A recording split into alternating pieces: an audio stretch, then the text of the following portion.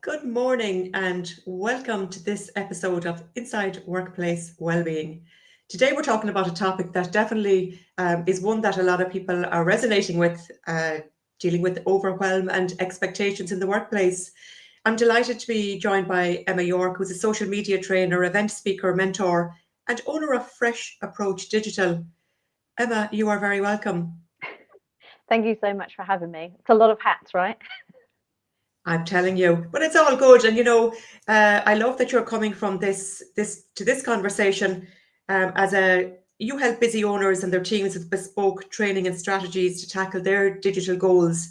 My job is then to I help people to tackle their own unconscious, to figure out what it is that's causing them, that's triggering them to be overwhelmed, and to really take a deep look under the bonnet of their mindset. And I go into companies doing workplace well-being, doing the same type of work. But I love the perspectives that you're bringing, because you're coming in as a business owner. And, this is one of the things that a few people had said to me.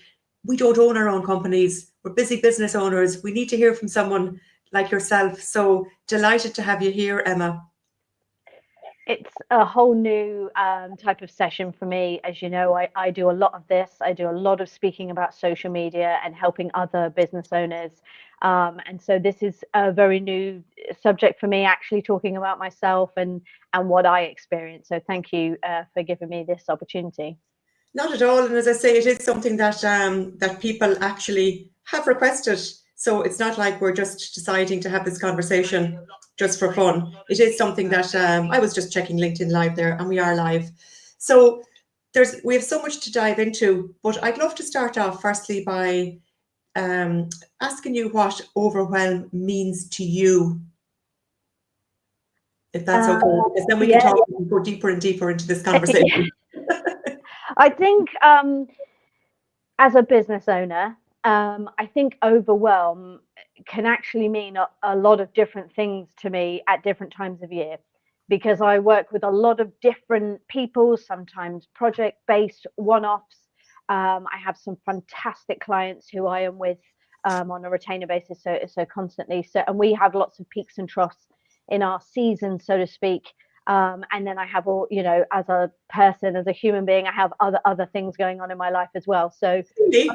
oh, yeah, just a few Yeah. things. But yeah, overwhelm comes. I don't feel overwhelmed all the time. That's an honest truth from me. But I do have periods of overwhelm, and they come at me from different angles, and they mean different things. Sometimes it's a very busy business period and I have a lot of projects and clients, and then I do feel overwhelmed with managing my clients, and I know we're going to come on to that in a minute. And that is what I feel overwhelmed by, wanting to help everyone all at once.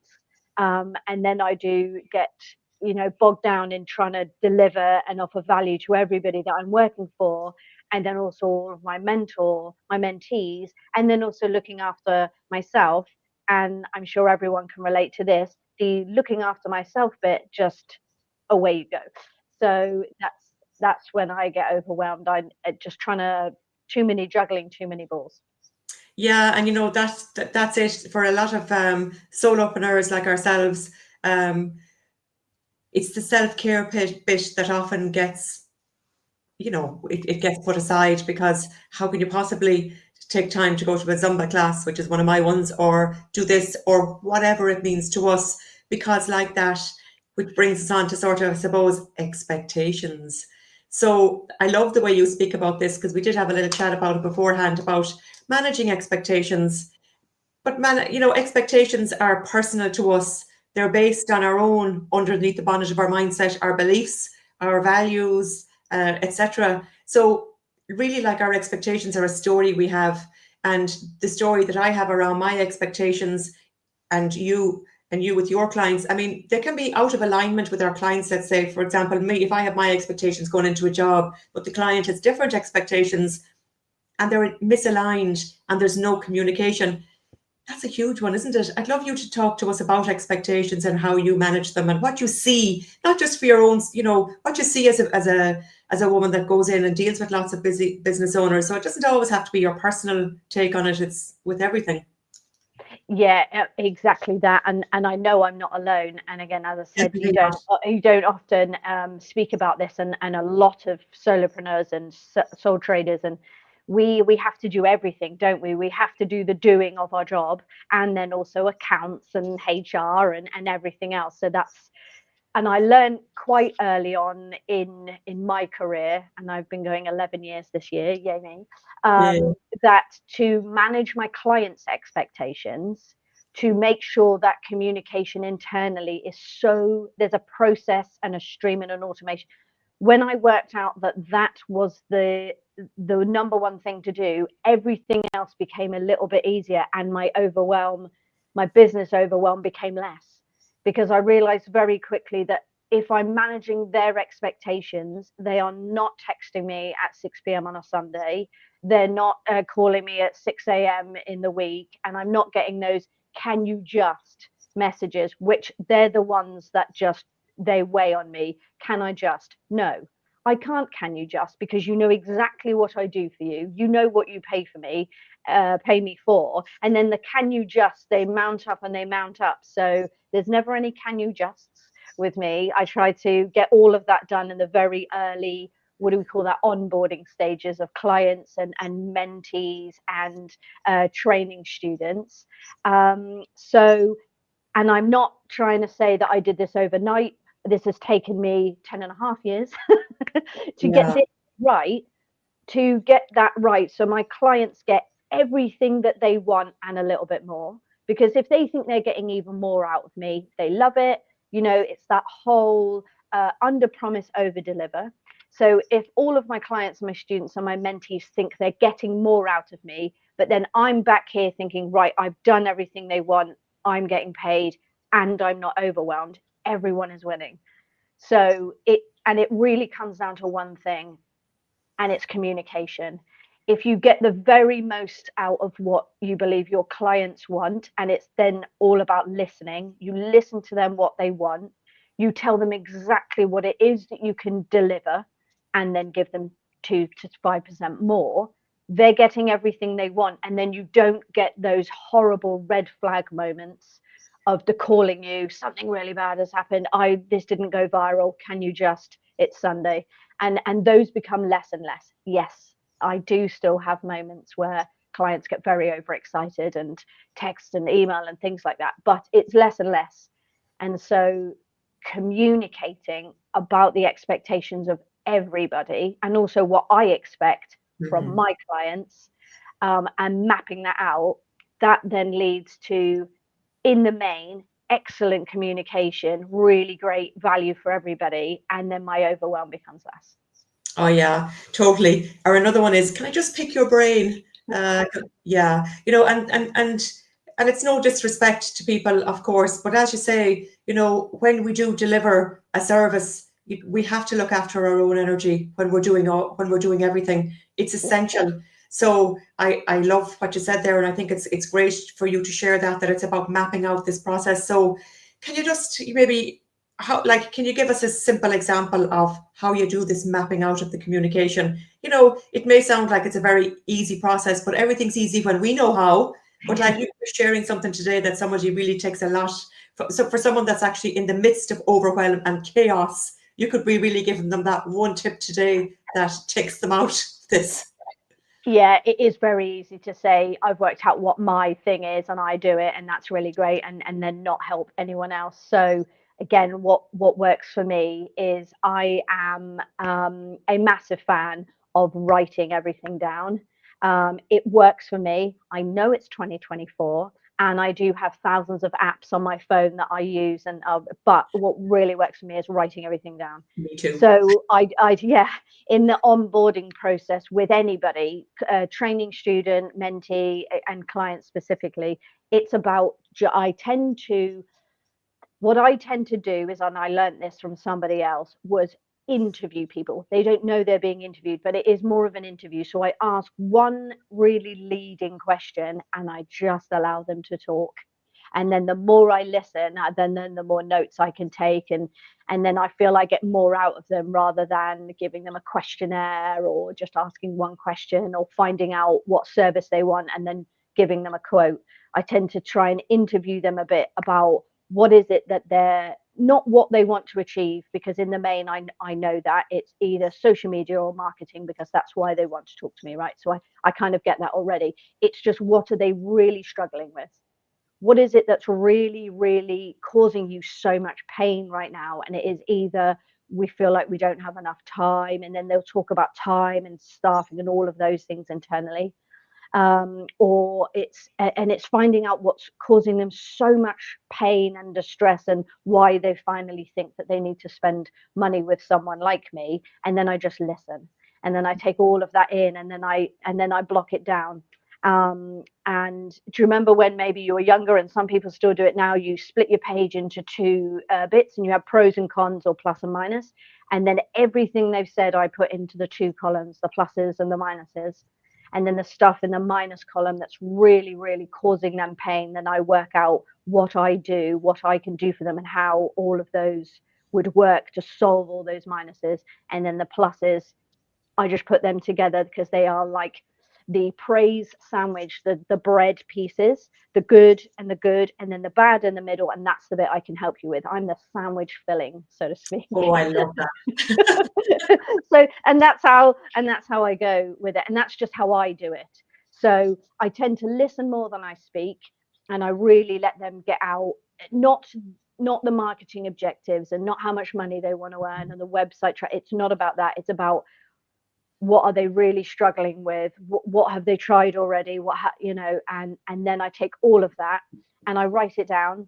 I'm a big fan of a spider diagram, so the circle in the middle, and then my brain Yes. just goes mental. I love one of those.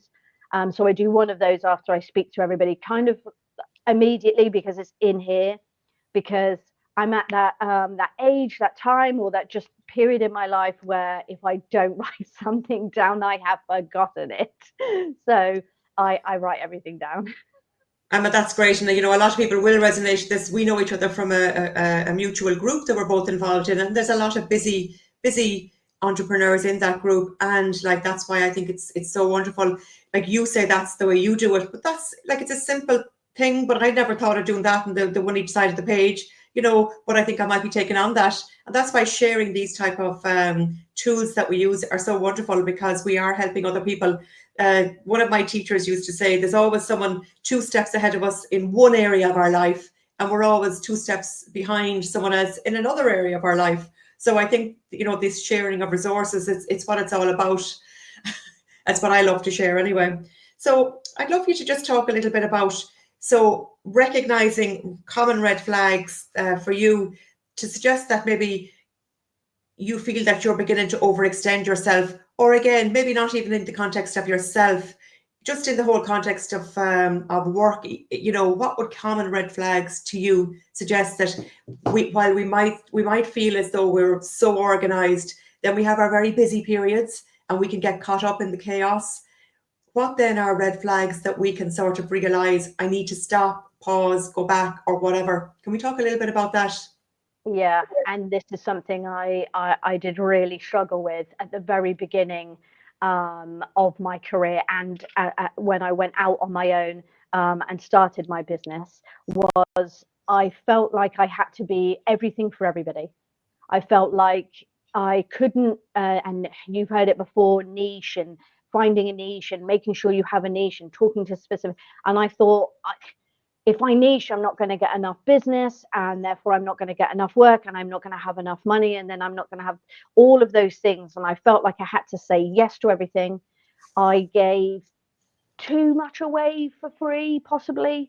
And I still do that. I still do give away a lot of, not give away, I give a lot of my time to things I'm really passionate about. So mentoring, a lot of that I give time for people, because I genuinely want to help, and it helps me as an educator. But it's learning not to say yes to everything. And it's finding those signs of what I can say yes to, and then having that confidence to say, I can absolutely help you with this, but these are the things that maybe you want to outsource to somebody else, and I can recommend A, B, and C.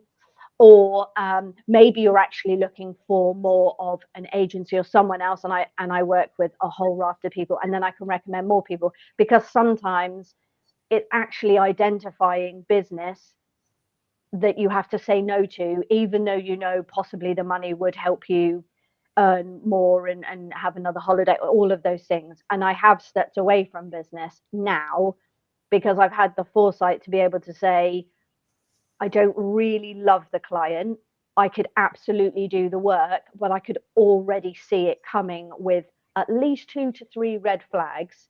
And then you know that that piece of work is actually going to be 25% more stress and workload. And so, actually, is the money worth it? Is your time worth it? Could you be doing something else?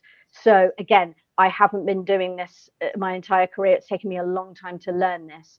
But again, it's from those conversations where I listen, and it's those clients that they have little to no budget, and it's not to say I don't work with those clients, but it's those that are all they want to talk about is money and how much it's going to cost and how much you're going to deliver, and it's not, they haven't really actually thought about what it is that they want or what they actually need, and there is no strategy there, and there's a much bigger conversation than just paying me X amount of money to look after their Facebook page. That's when you get the can you just, and why haven't I gone viral, and why don't I have 10,000 followers, and you're not doing a very good, and it's so much bigger. And so sometimes it's like, I'm not the right person for you, here are some other people, and actually stepping away. So can you identify that any of those red flags then, like with words? Yes, it's quote, cost, and how much do you charge. Now, Okay. I do not have a flat fee. I don't have any pricing on my website. Now, that's not because it's hidden. I am extremely transparent, and as you know, Ms. Loris, I am openly honest to the point of too honest. Some people don't like it, but that's fine.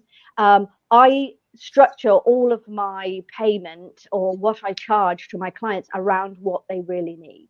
So I don't do everything for everybody. I don't do Twitter or X. I don't do Snapchat and things. I am more training and mentoring and coaching. I still do management, but not as much. And so I'm not just, you can't go on my website and find out that I'm £500 a month or I'm £1,000 for this fee. That's not how I work. I work around people who tell me this is my budget, this is what I need from you. And so I work out whether that works for everybody, and I come at them with a budget, a quote appropriate to their budget and what they need. So I love it because that is boundaries, because like, social media isn't just like, as you say, and I think that's, I've worked with various as well, in various ways. I actually used to run Twitter trainings in a past life, believe it or not, back in 2015, and that I loved Twitter. But I don't think that, someone starting off, and it's not to say again, like, I think there are lots of people, we all give, well, not everyone, but some people give a lot away free, and have different, and I know you do as well. Like, it's okay to have, I think that's a boundary. It's okay to have, this is a free offering I have for people that are starting off that don't have a budget, and that's totally okay. But something like social media, I mean, to create a story, you can't just go viral by clicking a magic wand. It's about really going deep and finding out the person's story, their tone. There's so much more involved in it. So I totally understand what you mean. And I would think that's kind of like setting a boundary with people. Absolutely. And again, it goes back to that word you used at the very beginning. It's about setting expectations. I absolutely cannot and will never guarantee thousands of followers or X amount of this, that, and the other, because you just can't. Because as you know, and I talk about it every Friday in my own series, social media is changing on a daily, sometimes hourly basis. That a campaign that you started running in January is not the same campaign that you're running now in November. And so everything changes. Just quickly going back to your previous question, another red flag for me, sadly, is trying to educate and raise awareness around followers and what has been called vanity metrics. A big one for me is people or businesses or creators insistent on tens of thousands of followers. You have to get me 10,000 followers on Instagram, and I want to go from 100 to X amount of followers, and that's what I want from you.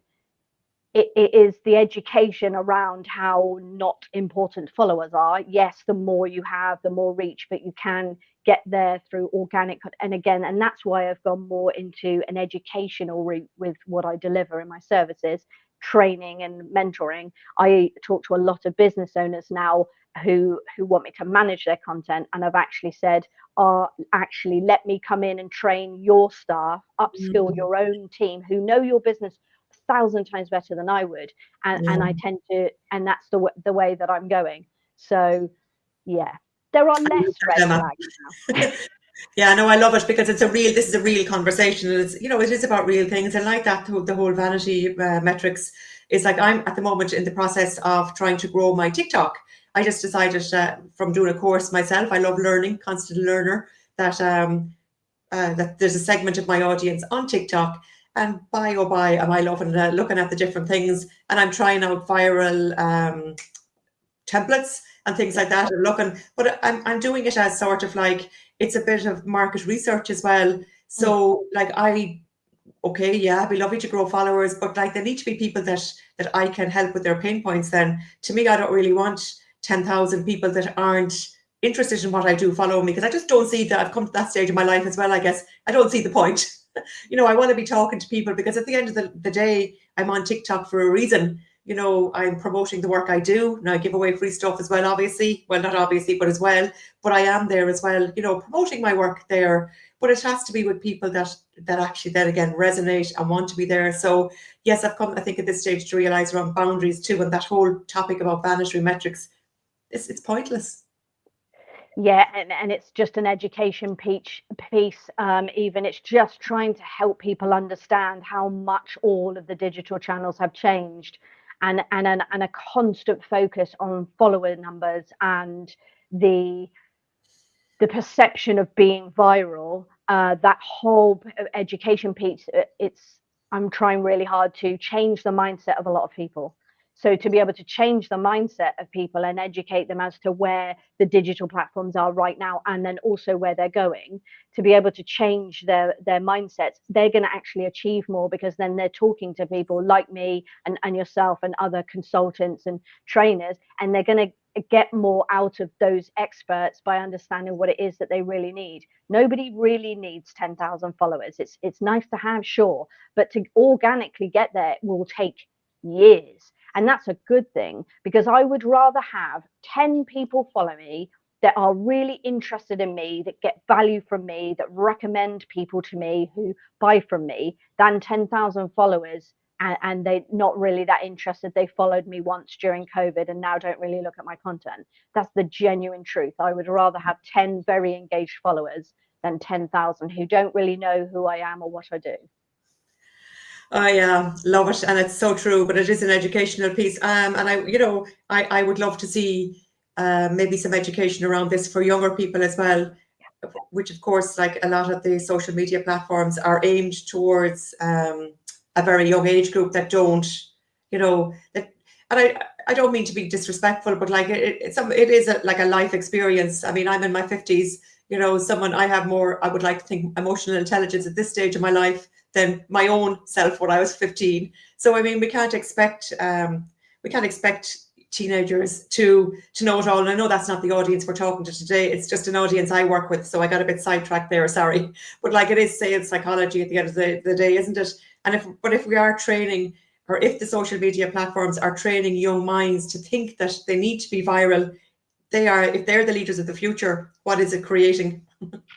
Yeah, but I mean, there is hope. So there is university degree. Yeah, there is. There is university degrees now. You can get a degree in social media and those kind of titles of degrees. And I know they do come with an element of psychology. So it is now being taught at that kind of degree level. So not teenagers in schools, but if someone wanted to go the full path, college and university, and get a degree in this field, there is a whole I can't remember what it's called, like a whole term on the psychology of audiences and understanding people and those kind of things, which I think is phenomenally valuable. And if only that was taught to younger people. But as we both know, as you get older, you don't want 10,000 friends. I don't want 10,000 people knocking on my door. I barely want 5 people. You want your close knit friends, and I think you only get to that when you get to an age where you realize that you want 10 very close friends, and that's enough. But when you're younger, we're all in the main people pleasers, right? You want everyone to like you, and then they have to go through that journey on their own. And sadly, it's not always very nice. But yes, if there can be, I'm hoping in the years to come that there will be stuff going out in schools about it. There could be courses, and then again, more psychology and the care of social media. Yeah, yeah. It's a topic that's very close to my heart, as I do mindset training in teams and that. So another thing I'd love to chat to you about is another area which I dive very much deep to as well in workplace wellbeing is AI. So I loved when I asked you the question, do you think that AI is going to take over jobs and social media? And you went, no, let's talk about this, because I love that, because I agree with you. Yeah, 100% no. I get asked it often and on a weekly basis now. And I was actually in London on Wednesday at Social Day, and there was a whole section on AI, a great speaker, and we were talking about this. And I still, while AI is adapting and learning, and there is more of it coming out, I still don't feel threatened by it.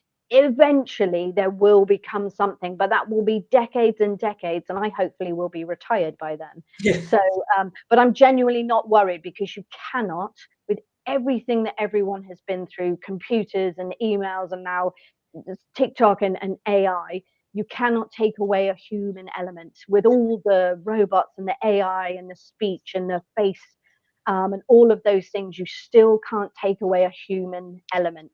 And so I firmly believe that there is a place for AI. It can absolutely help support me. It helps automate some of the things I do. It helps me transcribe and write notes and makes my life easier.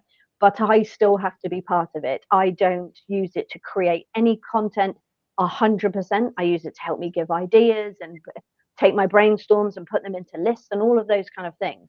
So I don't think anybody wanting to get into the industry, or even as a business owner or a sole trader, should worry in the terms of they are going to lose their job to it. I think it is a phenomenal tool, but it can be used in the wrong way. And there are some people using it in a way that is not genuine and not honest. And I think people are now becoming quite wise to that. You can see in pictures, if it's AI, it's becoming a bit obvious. You can detect some ChatGPT text. I know we've all seen those ones. Fingers. Exactly. Too many emojis, and the fifth finger and the wonky faces. So we're not there yet. And I do believe there are going to be some really excellent new AI platforms and tools and apps, but again, that will help people rather than take their jobs away.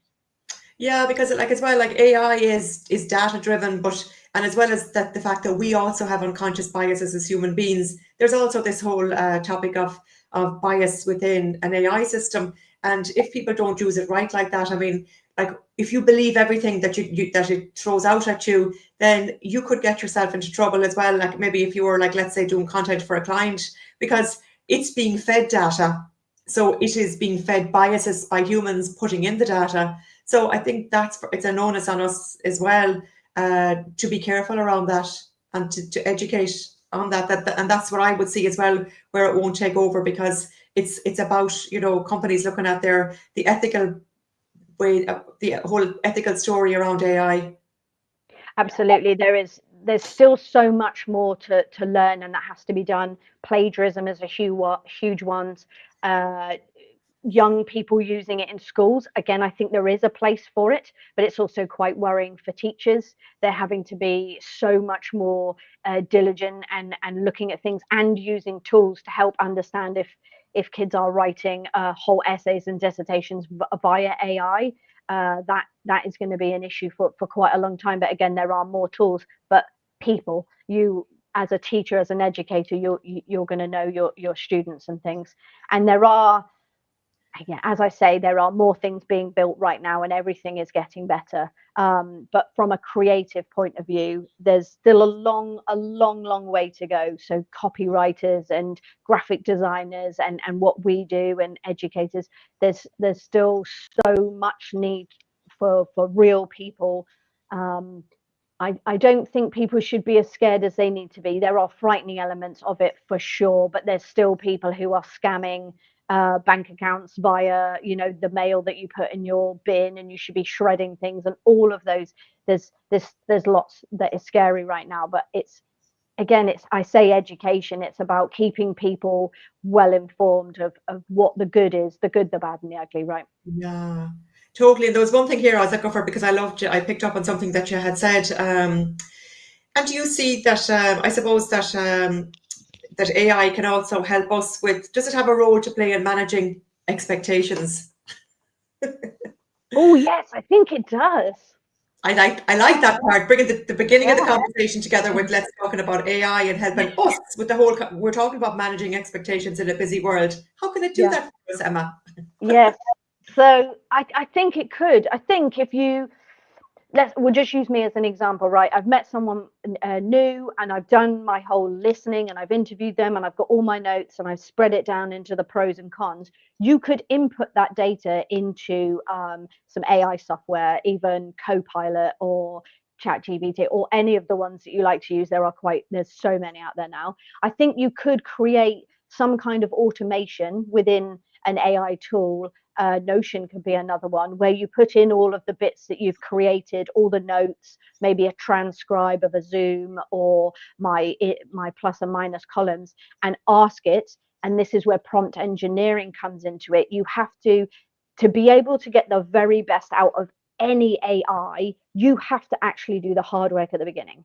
If you put into AI, for example, a woman drinking a cup of tea, you will get a very generic, and this is quite sad still, a white woman, normally with dark hair and probably 18 fingers around a cup that may possibly too big. We're not there yet. So you have to give it as much information as you possibly can at the beginning. So a prompt isn't just one line. You have to give it paragraphs, and then you will get the very best outcome. So if you teach your AI tool or the piece of software you're using, I could tell it lots and lots of things about me, what I'm trying to achieve, the data that I'm giving it, and then tell it exactly what I want. I want a list of how often to communicate, how often this, and titles and headers, and then it would throw out this excellent plan. So then it's done all of that work for me. So instead of 2 hours of work of creating all my notes and my transcripts into my 2 channels, and then how do I actually use that to talk to my client, it's then given that to me. That's then cut out a whole chunk of my time, which means I've got more time to do other things to make that look really good, to deliver it to the client. I have then managed all my own expectations by not taking too much time on this, and I've delivered the client something really lovely for them to look at. I absolutely think AI has a place there. I love it. So the important part of that I would emphasize is that you gave AI the data Yeah. that you came up with you and the client. So it's not like you're just randomly asking it, come up and help me manage my expectations with the client. Yeah, if you did that, if you just wrote in, I've just spoken to a client, help me manage my expectations, it's going to give you it's going to take the keywords, expectations, client, so it knows then that you're trying to get work, and then expectations, and then it's just going to come out with something so generic that it is taken from the internet, it's found similar information, and there'll be so much stuff that isn't relevant, isn't even appropriate, and some stuff that's just factually incorrect. So then so you've actually wasted time. So you've used AI in a negative way, and it hasn't actually helped you. So you have to prompt, prompt. The more you give AI, the better the response is, and it's more likely to actually help you and be useful. I love that. And that is the thing. And that's why, again, I don't see AI as well taking over things very soon because of that human element, as you brought up. I love that conversation. Thanks for making it more clear for people. Emma, is there anything you'd like to leave us with? Anything that we haven't covered that you'd like to say, or throw out anything about yourself as well, if you want to, anything you're offering at the moment or anything like that? I think the last thing I would say, and I say this to a lot of people in a lot of different scenarios, but from a personal starting my career and my business, it really is a marathon. You know what it's like in social media and education. Oh, is there just a quick fix? Is there a hack? Is there something I can do quick and easy and really cheaply? The answer is no. if you want something really quick, it's not cheap. And if you want something really cheap, it's not quick. It's like that drawing of the horse, right? So it's it's an absolute marathon. I have learned so much in my 11 years as a business owner, and I know I have so much more still to learn.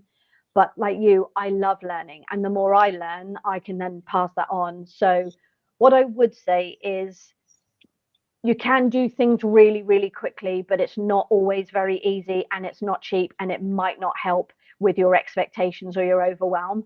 But if you double down and you take your time and you listen, you are actually going to help with your time saving and then your overwhelm and leading to your own expectations. It isn't always about delivering on everyone else's expectations. It's about also having my own. So that's a big learning there. But yeah, if anyone would like to listen to me rambling on more, and I mostly talk about social media. Put in your link there in the chat, and I'll share it across the page. Yeah, please do. It's I talk every Friday on my Instagram page, which is at Fresh Approach Digital. It's called Tea and Tips because I love drinking tea. And I just talk about social media and how other people can benefit from that. And yeah, like I said, this is a first for me. I don't often talk about myself and my own business and how I have adapted in my business. I normally talk to everyone about their businesses and how I can help them. But this was really quite refreshing. Thank you. Yeah, no. So will you put in your and I'll share it. Just like where I think this has been very helpful as well is that it is something that has been said to me. You know, how can I help your chat more, because I work for myself. So there was a need there. I have all these issues, but I work for myself.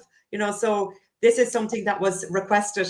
So I am now trying to find the chat. Here we go. So this is something that. So I'm actually very happy that at Fresh Approach on Instagram, okay, that we had this conversation, because it is, and you definitely have brought value, and like that you brought it from, you know, we've spoken about both the so-called negatives and the positives of it all. So it's not a conversation where we're trying to stop talking for a minute.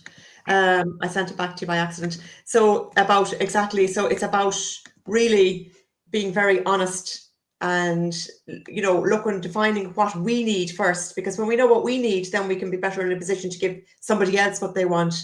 Coming back to ourselves first, and it's not going to happen overnight, as you said it as well, and I would be the same. Like, I made mistakes in the beginning, but mistakes, we learn from them and we grow from them. But having the opportunity to listen to experts like yourself talking about AI and talking about practical ways, very simple practical ways of how we can actually use AI to automate tools that will actually help us and save us time, but in a very ethical way, is wonderful. So Emma, thank you so much for having joined us today. Fresh Approach Digital on Instagram, TikTok and Facebook, if people want to contact you. You sadly have to be everywhere, don't you? So yeah. Sure do. And now I'm on TikTok as well. Excellent. Yes, I love TikTok. I mean, that's a whole different conversation. But yeah, I love it. I think it's great.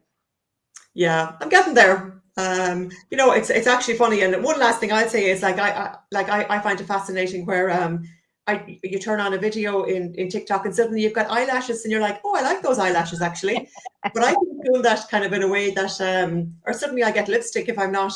I like playing around with that, because it's not like I'm going to, you know, there are some filters that will actually enhance, and if I feel like using something like that, then I'm taking ownership of the fact that I'm doing it, and I'm not doing something that has me bunny ears, because that really doesn't suit my brand, let's say.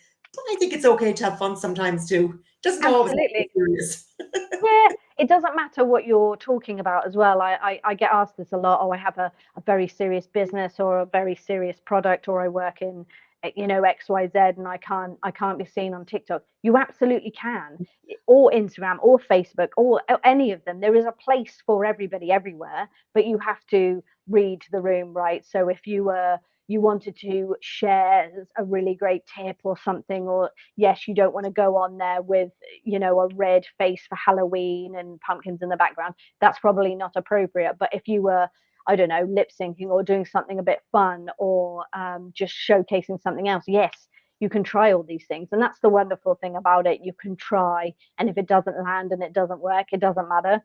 And you can move on. And that's actually why I went there as well, because I'm very serious on LinkedIn, and I have, I talk serious conversations. I don't put false eyelashes on my LinkedIn live. But you know what? I can be a little bit more fun over on TikTok, which is kind of my personality as well. And I think anyway that's needed. So I like the fact that we brought up that as well, where we can be authentic and we can be ourselves, and I suppose that's very important for clients to hear as well, that if you're training them to do that, that's good for me to hear an expert like you saying that it's okay to be yourself. And I think that's really helped me again go, yeah, it's okay for me to be on TikTok, to have my little fun side. Again, Emma, thank you. No problem. Thank you so much. This has been really nice on a Friday to chat to you. So it's fabulous. Thank you. I should talk to you again soon. Good luck. Thank you very much. Bye-bye. Bye.